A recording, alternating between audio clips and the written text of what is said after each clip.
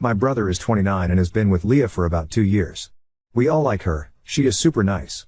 I am getting married next April and sent an invite to my brother's apartment. We decided to send invites to households and not individuals. For example, our aunt received an invite for her family and not for each individual. Last Thursday, we met at my parents' place. It was just the core family because of some tax reasons, lol. While there, I asked my brother about Leah's dietary restrictions. I know that she is a vegetarian for health reasons and that she cannot have certain raw vegetables. He said that she wasn't going to come and that he was taking his girl best friend, Amanda, instead. Now, their relationship is weird AF. Amanda has always been stringing my brother along, in my opinion. He always denies having feelings for her, but let's be real here. Amanda would date other guys, blow off my brother, then when things were on the decline with her partners, she would be attached to him again. Her last boyfriend broke up with her right around the time my brother, his then ex-girlfriend, Amanda, and her ex were supposed to travel to Spain. What did my idiot brother do? Go with Amanda alone because Amanda was uncomfortable with his ex-girlfriend. Obviously, he acted blindsided when his girlfriend broke up with him. I didn't even say anything anymore because it's all so weird. So, when he said that, I asked if Leah already had other plans. But my brother said that Amanda had asked if she could come because it would be an opportunity to finally see the old gang. We were in the same friend group in high school. I told him that I would have invited Amanda if I wanted her there. Amanda is mean and cold. She always makes disparaging comments about other girls. At every event, around 1 hour in, she will make some sort of scene that either has her running away crying or sitting mad at a table telling everyone to leave her alone and then making a cryptic comment about something hurting her. I told my brother I was revoking his +1 and Amanda was not coming to our wedding. He accused me of being misogynistic and bigoted because I don't understand opposite-sex friendships. Which is BS. My husband has a female childhood friend who is his best woman. I love her too and she has been amazing. And she respects fucking boundaries. She always includes me and made a huge effort when I started dating my fiancé to integrate me into the friend group. Anyway, I said my decision was final. He could take it or leave it, but I would be inviting Leah myself because I like her. He screamed at me and told me to keep out of his business. I said to get rid of his weird fucking feelings for Amanda. He is mad at me. My dad said is none of our deal. My mom is furious with my brother. So Ida? Edit, to answer some questions the invite was addressed to the Smiths. Funnily enough, Leah had the same last name as us. Granted, we have one of the most common last names. Yes, they live together. The tax thing is nothing huge. My parents have a small business but are really bad at keeping track of all their receipts. So every month we go and help them. We digitalize the receipts and put them in a bookkeeping software for the accountant. Oop, I like Leah like genuinely as a friend and would like her there. I should honestly just have invited her officially, too. I should have honestly have been able to foresee David would do this. Oop, I given up talking to him years ago. I always feel sorry for the amazing girls he brings home, though. I still talk to his ex. She helped me with Y career. Lol. He is going to end up alone. Oop, she can so much better. On paper, my brother is pretty great. Amazing job, financial stability, he volunteers at animal shelters and cares about his appearance. And when he is not drooling for Amanda, he is generally really nice and loving. But bro. Oop, it's so weird, man. Ike. She is jealous when anyone spends time with him. I once told him to ask her to have a one-sided open relationship where she gets to do what she wants, and he waits at home for her because he already does that lol. Oop. Yeah, I wouldn't mind lol. Oop. My dad is not mad at me, dude lol. He thinks it's unnecessary drama. He doesn't like Amanda either, so he is just keeping out update 1. Regarding the invitation, I now realize I shouldn't have phrased it as inviting a single person. I thought inviting households would be cute and less pressure for guests. Lesson learned, LOL. Here's an update I'd like to share with you. After the confrontation, I didn't hear from Leah or my brother for about 2 days. During that time, Amanda reached out to me upset about my Reddit post. She called me an asshole and insisted that Leah is not the only special woman in my brother's life. She argued neither Leah nor I have the right to be selfish with my brother's time, asserting she existed before Leah or any of his girlfriends and would outlast them all. She ended with a presumptuous statement that she would surely see me at my wedding. I was fuming. I chose not to engage with her other remarks but instead sent her a clear message. Hello Amanda. You are not invited to my wedding. If you want to see the old gang, please organize a coffee date when they're all in town. Should you appear at the wedding, you will be escorted out, peacefully by staff or with police involvement. Please refrain from contacting me or my husband. Amanda responded with more emails, mostly vague threats and name-calling, and turned to Instagram to indirectly target me. She tagged me in posts, making my username small so people wouldn't notice me tagged but would see it in my notifications. She also used an Ask Me Anything sticker on her Instagram story, where I'm pretty sure she asked herself leading questions. Highlights included questions like, what's the perfect outfit for a wedding? With a photo of herself in a dress captioned, this. But sadly I'll never get to use it. And what is your pet peeve? Followed by a rant about nosy people who think they have the right to control others. She flooded her story with sad quotes about no longer having a girl's girl. She tagged me in every single one. Of course, I screenshotted them all, lol.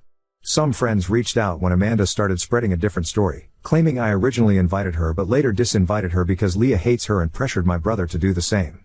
The cool part? Not one person believed her. Many of our old high school friends have cut ties with Amanda, and the few guys who still talk to her are more linked to my brother. They reached out to let me know Amanda was spreading rumors. The girls in the group blocked her after she vented to them, which led Amanda to start bombarding their phones. My brother panicked, thinking I'd started a campaign against her. Speaking of my brother, he called and texted me multiple times, furious that I excluded Amanda and even blamed me for any harm she might come to. He went as far as calling our mother, saying Amanda was depressed and threatening never to forgive me if something happened to her. My mom advised him to call for a welfare check if he was genuinely concerned because he, as an individual with no training, wouldn't be equipped to handle such situations. The biggest development is that my brother got kicked out of a shared apartment. Leah called me to say their relationship might not continue and that she might not feel comfortable coming to the wedding. I understood her decision and offered an open ear. We met for coffee, and she recounted their ugly fight. Without going into all the details, Leah didn't hold back. She made my brother read every single text out loud between him and Amanda and sent a copy to one of her male friends, who replied, "Leah, WTF, this is not okay." She used this as evidence that their interactions were, at best, inappropriate and, realistically, an emotional affair. When my brother begged her to stay, she asked him why, knowing he would always choose Amanda. He swore he wouldn't, but his immediate response to a hysterical call from Amanda about me bullying her proved otherwise. Leah left while he comforted Amanda in another room. Later, she texted him that he needed to move out while she was away. It's her apartment, and she didn't want to see him until certain conditions were met, cutting Amanda out completely and seeking therapy to address his unhealthy patterns. The fight spanned 2 intense days. Leah found solace in your podcast and the comments here. She described it as surreal but helpful. She sends her greetings and wants people in similar situations to know a few things. Don't fear being alone because being with someone who's not good for you will make you feel lonelier than being single. Never enter a relationship with a I can fix him mentality as it usually ends in heartbreak. Prioritize yourself, and while trying to work things out is noble, don't depend on it as the solution. Now on to story 2. Stepbrother framed me in jail for perversion, causing me to be thrown out by my dad, but I found love, success, and a family of my own in the end. I lost my mom when I was 12 to breast cancer. So that just left me and my dad. It was a tough time, but we got through it together. When I was 14, Dad met and married my stepmom Ashley, who brought with her my stepbrother Mark, 14, and stepsister Emily, 12. I got along with Ashley and Emily really well, but Mark, not so much so. He and I were always getting into arguments and fights. I was always told by my dad to give Mark a break because he's been the man of his house for a while. So this is all new. Like somehow it wasn't new to me? Anyways, when I was 15, I met a girl at school, Lisa, and we started dating. As much as one can date a T15. However, Mark apparently had a crush on her and was mad that I asked her out. He started a fight over it, in which my dad had to intervene once again. And somehow I again was made to be the bad guy. One day after my 16th birthday, my stepmom was putting away my laundry and started yelling. Which was awkward because my girlfriend Lisa was there. We all ran thinking the worst. When we got to my room, my stepmom was holding several pairs of my sister's underwear, yelling at me why they are in my drawer. I had no answer as I'd never seen them before. Of course no one believed me. No matter how much protesting I did. Then Mark piped up saying he always caught me staring at his sister, thought it was creepy, and caught me once saying I wish I could marry her. Obviously lying, but that was all it took. Lisa slapped me and called me a perv and told me we were done and walked out. My dad grabbed me by the arm and threw me out of the house. Yelling at me that he wasn't gonna put his daughter at risk from a perv, not the word he used, but you get it. I banged on the door to be let in, crying and telling them it was all lies told by Mark. My dad, apparently had enough. I heard the locks, he opened the door and shoved me to the ground and told me to get lost. I told him I had nowhere to go and he said that wasn't his problem, then closed the door. I found myself on the streets, with nothing to my name. No place to go. I tried calling my dad's parents, but he had already called them and they told me they won't help a perv. My mom's parents passed away before I was born. Well, I lived on the streets for 2 years, doing what I had to in order to survive. No kid should have had to do what I had to do, in order to just live, just saying. There were some really dark days.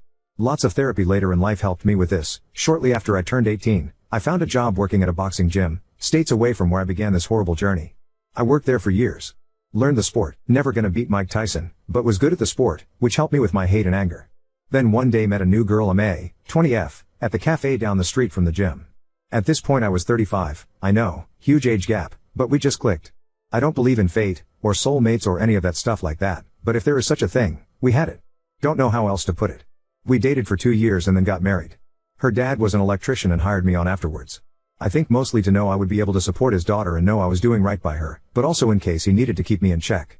He never said this, but as a dad, I get it now. Well, 15 years later we are still together with 4 beautiful daughters. I just passed my master's license as an electrician. Thanks to my wife for pushing me to get my GED. She has been my rock, my cheerleader, my overall support through this all, and I can't tell her enough how much she changed my life and how much I love her. Anyways, sorry for the tangent. So just this last weekend, I received an email from my stepsister. Not sure how she got my email address, but I know it isn't hard via the internet, not like I've been hiding. Mind you, I'm now pushing 53, so it's been 30 plus years since I've heard from any of them. It was a long email. Not gonna give you all of it, but the meat of it is, they now know what really happened. Mark, I guess, was busy drinking with his buddies on Friday and somehow my name was mentioned. Mark, I guess, started bragging how he set me up and took my girl. Yup, Mark and Lisa got together married, all those years ago. They were all laughing hoping I died on the streets, bunch of rude and vile stuff. Guess he forgot Lisa was there and she heard it all. So she called my stepsister to let her know, and so Emily spent all weekend trying to find me. Like I said, the email was long. Short of it is, they want to apologize face to face, although it was already said in the email multiple times, and want to make up for lost time. I'm however indifferent to the idea. Like, I have no ill feelings towards her, she obviously was young and had no real say in the matter. But with lots and lots of therapy, I learned to let go of that hate and anger and to let go of them. As well, with all the love I receive from my wife, kids and in-laws, it's all I really need. I'm of the idea of just deleting the email and moving on like nothing happened. My wife thinks I should at least respond back, even if to say something snarky like, "Thanks for finally believing me, only took over 30 years. Did I mention my wife has a mean/petty streak to her, lol. She's awesome. Guess not asking for advice, just wanted to share my story. There is a boxing quote that I have up in my house that reminds me every day. To see a man beaten not by a better man, but by himself is a tragedy. Edited, pushing 50 to 53, because apparently, people are getting hung up on my age. Because you know if it's not perfect, guess that's Reddit for you. Update 1. I know a lot of you worried about my former family reaching out after I asked them to basically let me live my life in peace. But, thankfully, all has been quiet. I think my response made it clear they weren't family anymore and decided to accept it. Outside of that, everything has been good. Actually more than good. Found out we are having a baby boy. Although this wasn't planned, we are super excited, as are the girls. Not gonna lie, I'm a bit nervous. I think my wife can tell, she just keeps telling me I'm a great dad and not to worry. And yeah, after this one, we are done and I'll be going in for the snip. In the words of Surgeon Murtaugh, I'm too old for this SHT, just wanted to leave you guys with a little dad advice. Work hard, but stay humble. Never forget how hard you work to get where you are today. Never forget who you are, is so much greater than what you do.